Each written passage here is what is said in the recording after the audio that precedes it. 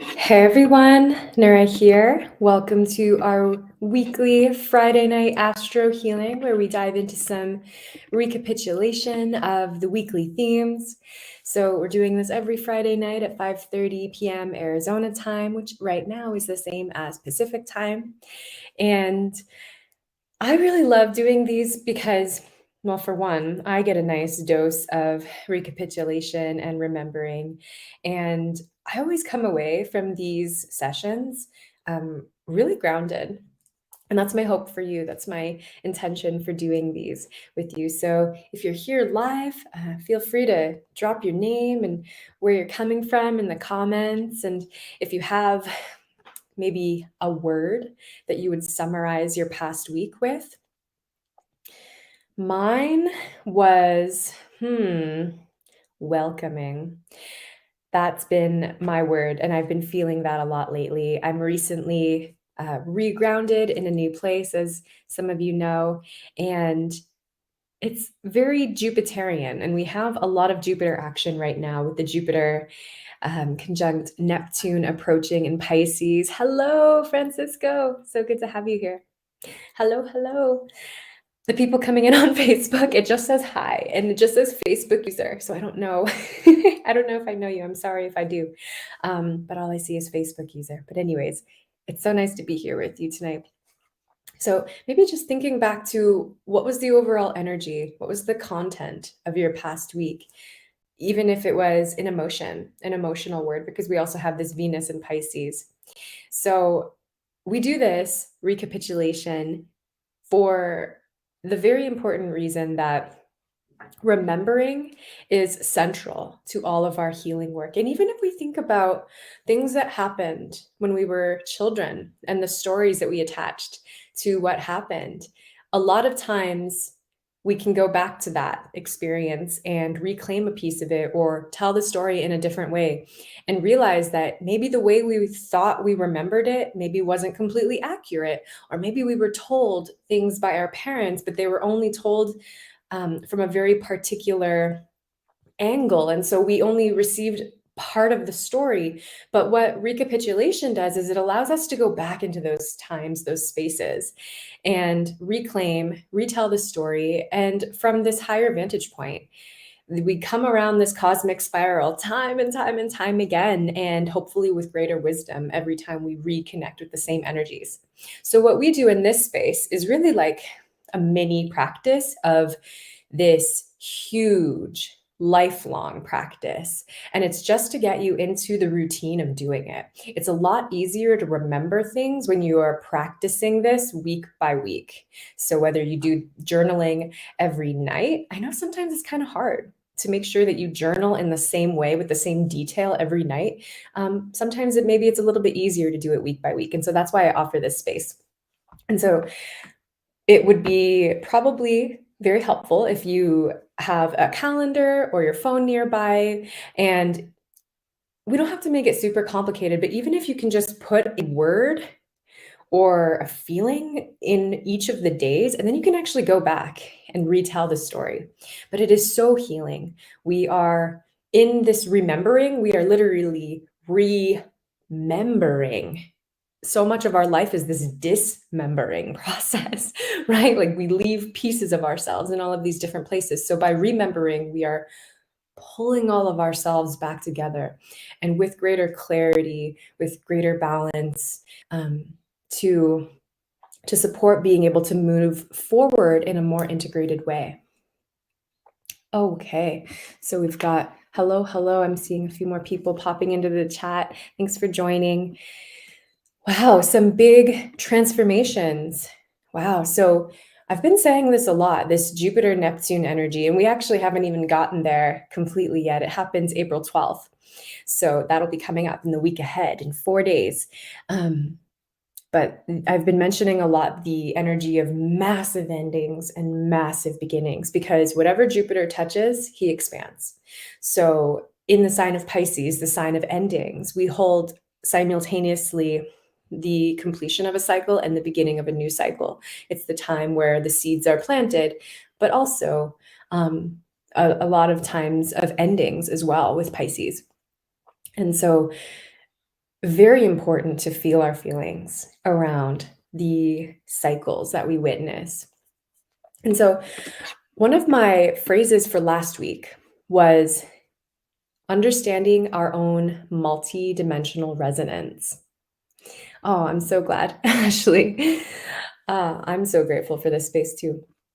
So understanding our own multi-dimensional resonance, how we live on all of these different levels, how we understand our resonance, what we're attracted to, what we are called toward, what we are repelled by, that's resonance. It's how we understand how we understand our divine yes or our no, our sacred no. It's all through resonance. And when we understand that there's all of these different levels, we talked a little bit last week about our senses, and you can feel it in your body if there's a yes. You could also feel it in your body if there's a no. And sometimes it's very subtle. All of us are on different paths of re-embodiment, because I think it's kind of the epidemic of our culture at this time to be disembodied, feeling like the body's not a safe place to be. But when we realize that the body is actually the safest place for us to be, and this becomes particularly potent work for anybody who's experienced any physical trauma on any level, coming back into the body and realizing, wow, this is where my intelligence is. This is where all of my sensory faculties are. This is where I am actually in my power because I know what's going on. And I know, oh, this is a safe situation. This is not a safe situation. This is a yes. I'm going to keep going towards my yes. And when I get to that next yes, another yes is going to show up. This is a no. If I want to, I can use my ego to override that no, and I can step down that path. But usually things get shady when we do that. And then we have this experience of like, wow, why didn't I just listen to myself? I knew that was a bad idea. I knew that wasn't going to be right for me. So this is where understanding our resonance is so important. And to me, with the North Node in Taurus, this is what we're all living for right now. We're all coming back into our bodies. And a lot of us with the South Node in Scorpio have to do a lot of healing.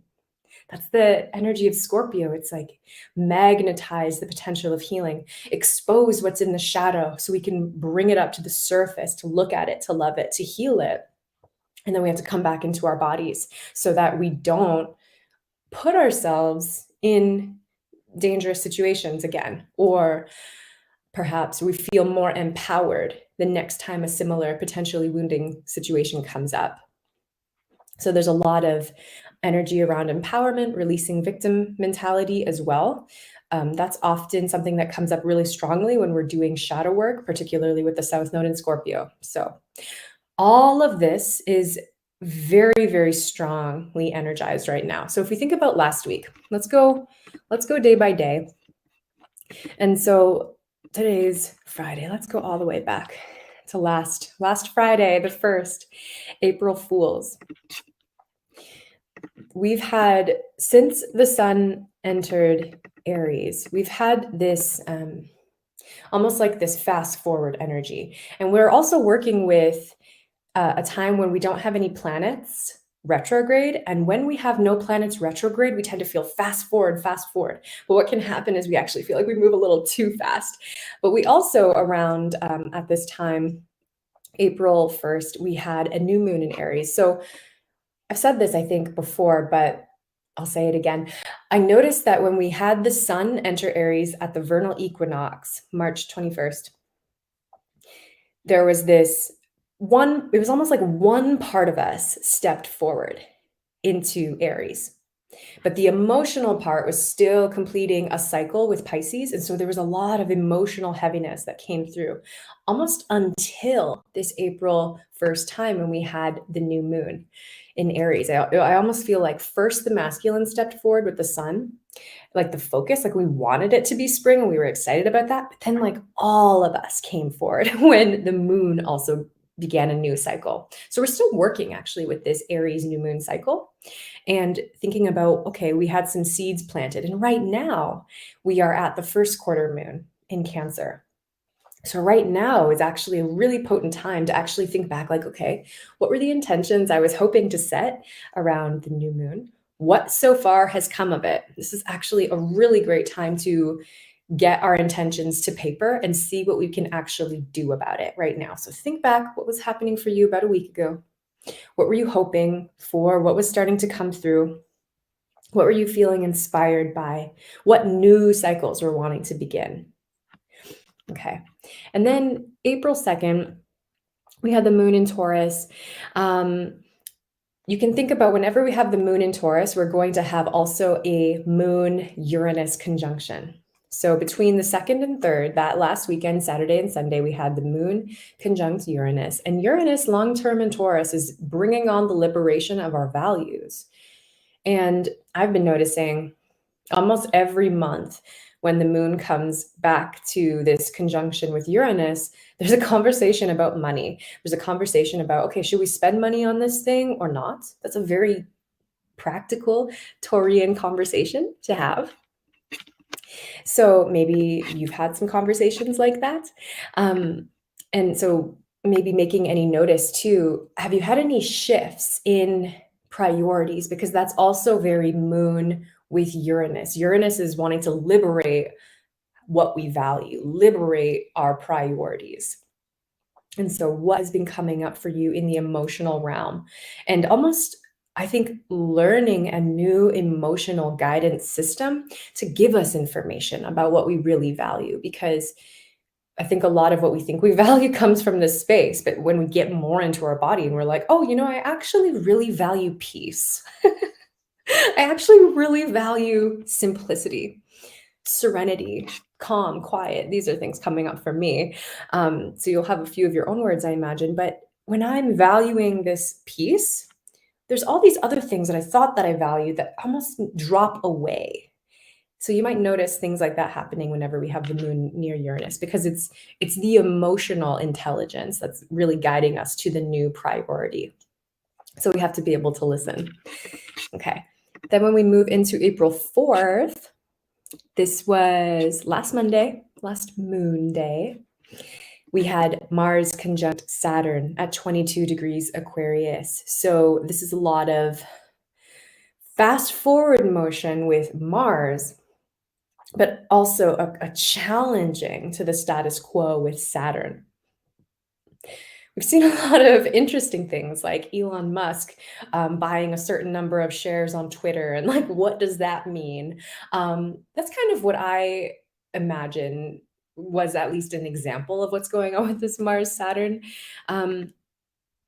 It definitely, it brings up this clashing of old systems with new systems, and even just this demonstration of the infighting, even amongst people in power, because Saturn can show us the authorities of our time. They can show us the collective agreements that we formed. But then Mars comes in and says, but we'd like to do it a new way. We'd like to do it differently. And Aquarius is a sign of change and progress. So how can we bring progress into the systems?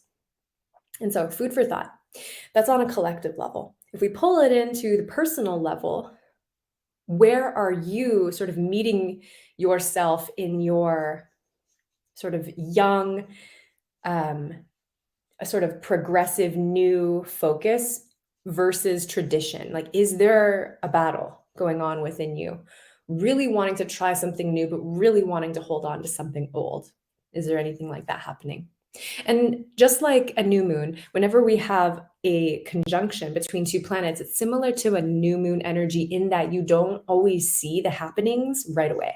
So we just had this Mars conjunct Saturn last Monday, but we're still in this new phase between Mars and Saturn. So we're going to start to see more of this, perhaps clashing or battling it out, particularly around issues that have to do with technology, because that's Aquarius, I think, over the coming months. Okay. Then April 5th, so that was Tuesday, we had Venus enter Pisces. And so Venus is exalted in Pisces. This is big love, exalted attraction and manifestation. This is where we actually, especially because Venus is the planetary ruler of the North Node in Taurus, Venus is our current guide. So Venus in Pisces is currently the guide to how we revise our values, because that's what the North Node in Taurus is saying. It's like, if you put your energy towards revising your values according to what is actually true for you, releasing any illusion, which is very Jupiter, Neptune, and Pisces, like we are moving through this doorway of collective confusion and chaos, but through into clarity, because confusion is the doorway to chaos. So with Venus adding that, that desire to smooth out the chaos in Pisces, has anything new sort of welled up in you emotionally? Because Pisces is a water sign. We might have this greater emotional sensitivity, and similar to when we're talking about the moon, looking to what our emotions are telling us about what we want. Venus in Pisces is also very romantic, and there's a lot of energy around dreaming and being immersed in the mystical, immersed in fantasy, in what's magical. And this can be a really beautiful time, actually, to get to a beautiful imagining for your own future. Get to a place where you are really in appreciation of the future that you're creating. And it's kind of like acting already as though it's happened, living in such immense appreciation and gratitude for the life that you're creating, for the potential beauty of your life, that you're feeling it already. And when you feel it already, then you actually start to have more of it. You start to manifest more of it. It's kind of like what Abraham Hicks talks about with the law of attraction, and the vortex is already there waiting for you. You just have to get into the feeling state to align with it. That is very Venus and Pisces. It's a lot of this faith over fear. And so trusting and looking at your emotional experience to guide you. Are you in faith or are you in fear? Faith tends to feel very expansive and loose and calm and easeful, and fear is very constricted, typically. You can really get more clarity on what those feelings are for you in your own body by doing a practice, getting to a place where you're very, very certain, like this is a yes, this is faith, this is intuition, compared to this is fear. And I don't really love the way it feels. Why am I going to make decisions from that place that affect my future and affect the future of the people that I love? So that's a really big Venus and Pisces lesson right now. So you might have noticed a big shift. I remember April 5th, after having Venus in Aquarius, and then before that, Venus in Capricorn, it was like a 4-month, almost 5-month experience of Venus in a Saturnian ruled sign, which is a little bit constrictive of the love energy. Like I felt as soon as Venus entered Pisces, the floodgates were open. Speaking of floods, there's actually, I think, a lot of energy around the energy of flooding potential.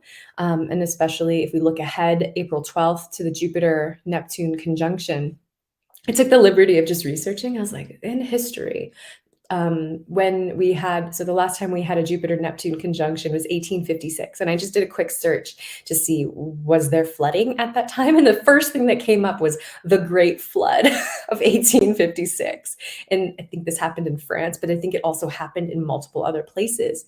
So that's worth noting. I know some people have commented on the flooding in Hawaii and just weird weather happening. And that's also very much the terrain of Jupiter Neptune. It's the unknown. It's weird stuff happening. It's the fog. It's the mystery.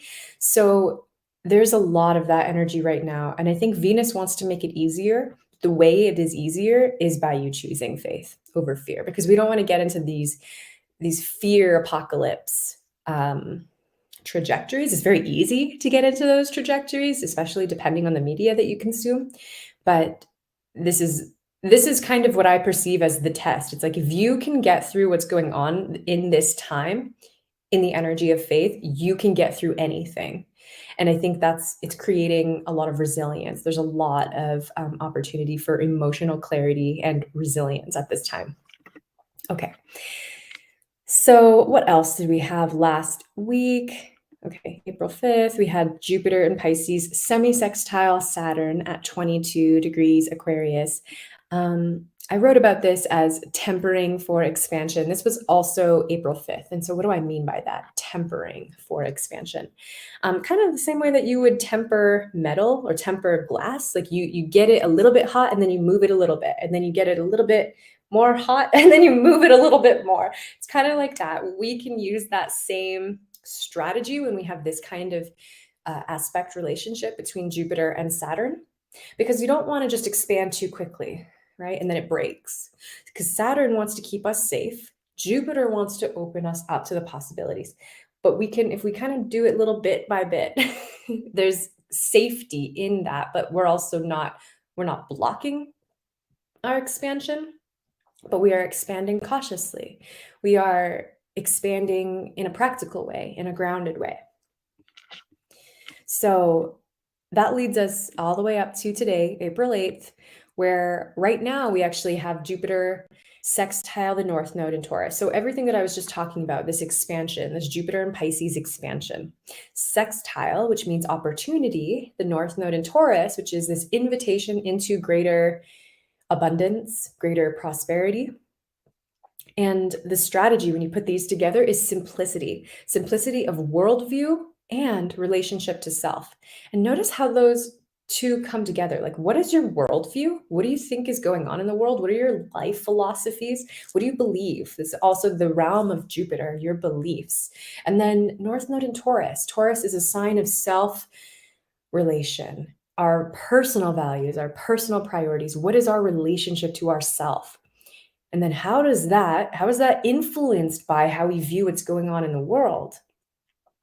If you have what some may call a malleable relationship to yourself, meaning you're going to have a really good relationship to yourself if the outside world is validating you, right? Or is supporting your view of yourself, or is your view of yourself just solid and it doesn't really matter what happens outside of you? You're going to be consistently confident.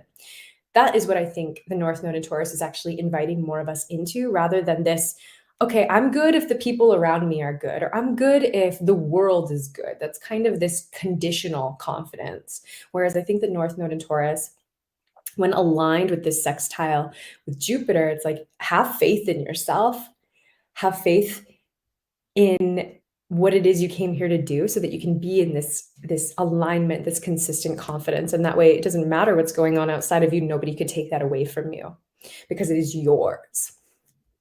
So that's happening right now.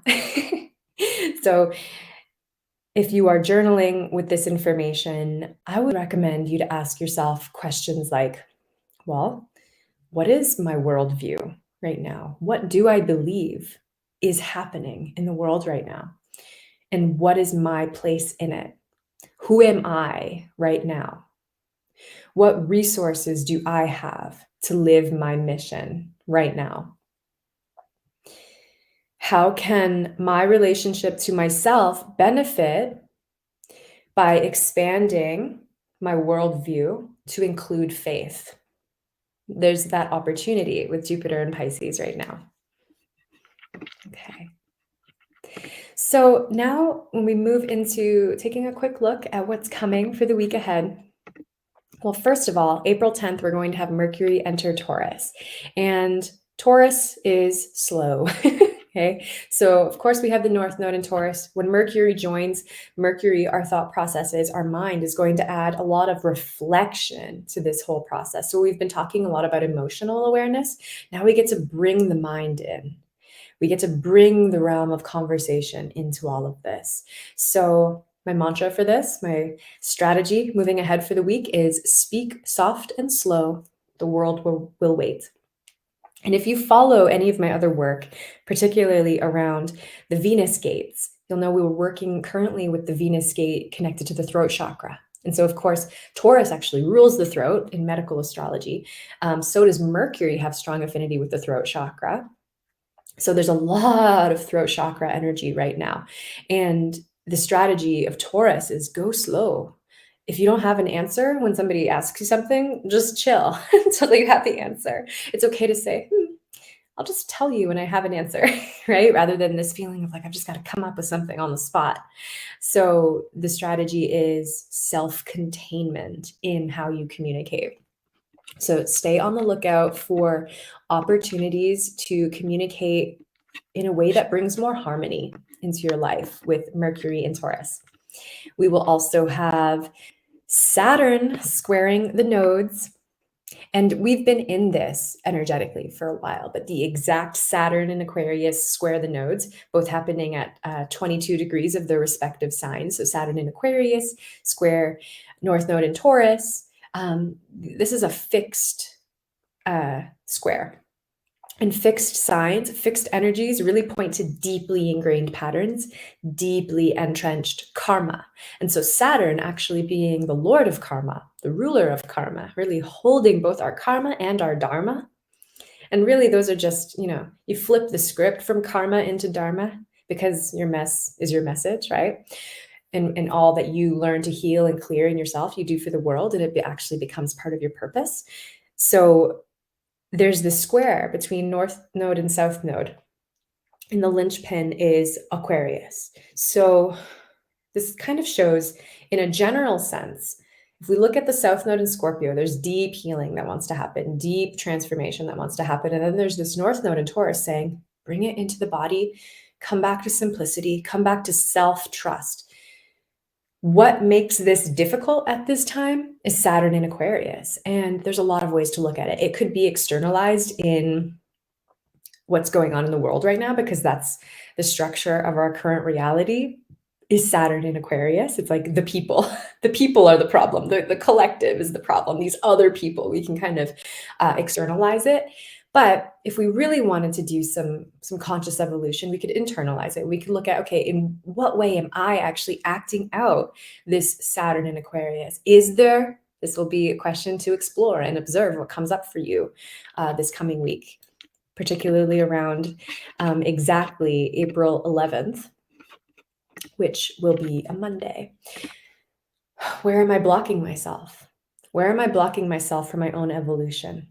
And it's an air sign, Saturn in Aquarius. What are the thoughts that are blocking me from my evolution?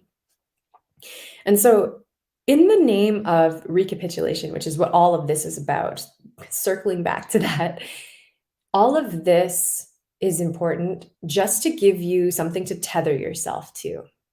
So just making the connection of, okay, there might be something going on with the collective. There might be something going on with personal responsibility with Saturn. There might be something going on in my relationships in my community. There's something happening in the realm of healing and then coming into greater self-reliance. But you're going to have a very unique experience depending on where all of this is showing up in your chart. So this is a really good way actually to learn astrology, is making these correlations and these correspondences for yourself in relation to your own natal chart, which is why I teach you how to read your own natal chart in my foundations course. So the strategy is really just to observe and correlate, like look at what's going on and then make an observation in your own life. Like, how is it really showing up for you? Because some people, this might be really, really difficult, a Saturn square the nodes experience. If we look into the world, it could be very, very difficult out in the world, these happenings outside of us. But what if for you, this is happening at a really strong degree in your chart, in positive relationships to other planets? And what if this is the greatest transit that could possibly happen for you? Right? So we can't say that it's a one size fits all transit for all people. So I just want to throw that out there, because sometimes there can just be fear around Saturn where, that's limiting. And the general strategy at this time is faith over fear in all things. If I was to give a statement of what I think this energy means for the collective, this Saturn in Aquarius square the nodes, I really view it as the death of an old structure and new choices for prosperity and healing. So just keeping an eye out for what comes up for you around these themes. And then looking back in your life, whether it's this past week or even way far beyond, go back as early as you can remember. How do you deal with change? Have there been times in your life that you've had to make these massive changes where there's a whole structure that completely changed, or maybe you felt like the rug was pulled out from under you? And what happened? And how did you deal with it?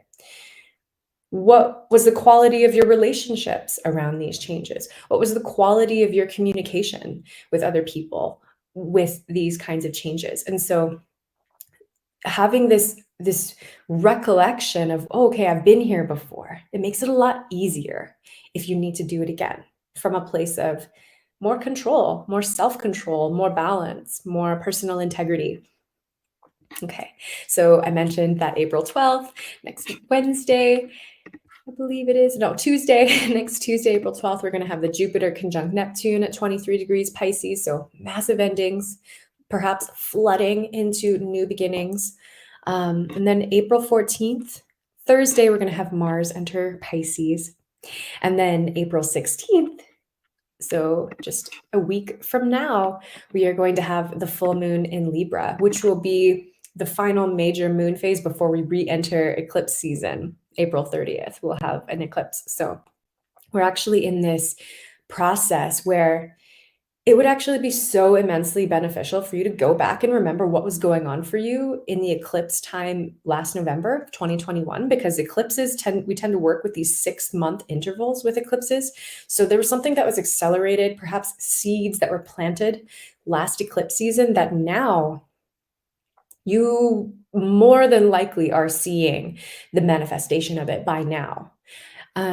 Whether or not it's external or internal or some massive shift of awareness, whatever it is, like you're probably already seeing the influence of that in your life. And now we're about to go through a whole new set of accelerations at the end of April and into May. So right now we're kind of in this tying together of all the loose ends of the prior eclipse season.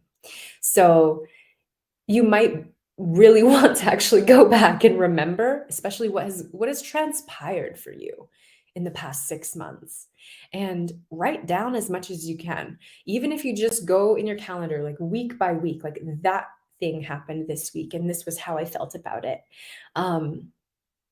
And oh, if I need to go back and heal something, like maybe something happened and you're like, okay, I'll process that later. I'll put it on the shelf and leave it to heal or process for later.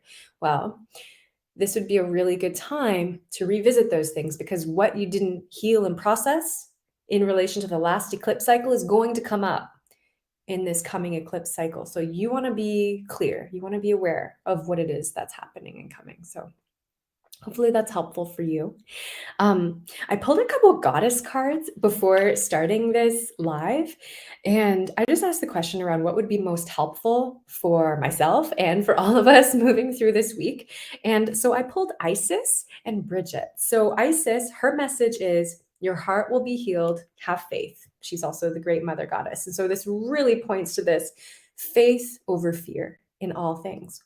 And then I also pulled Bridget, and she says, be ready to burn with inspiration, the fiery arrow. So let both of these goddesses be inspiring for you in all of your prosperity and healing. And if you have any questions at any time, please reach out. You can find me at nurarachelle.com. With Spirit and Spark, with Dallisa from Spirit and Spark, April 13th, yep, we have an eclipse panel coming up. And so also reach out to me if you'd like to grab a spot for that. We're going to be talking about this upcoming eclipse cycle along with the retrograde cycles that are coming up. It's $22, so really affordable. Please let me know if you have any thoughts or questions about that. And I think that's it. Okay, thank you so much for joining me tonight. If you haven't already, please like, share, and subscribe. Share with somebody you think this would be supportive for. And sending all my love and gratitude. Okay, bye for now.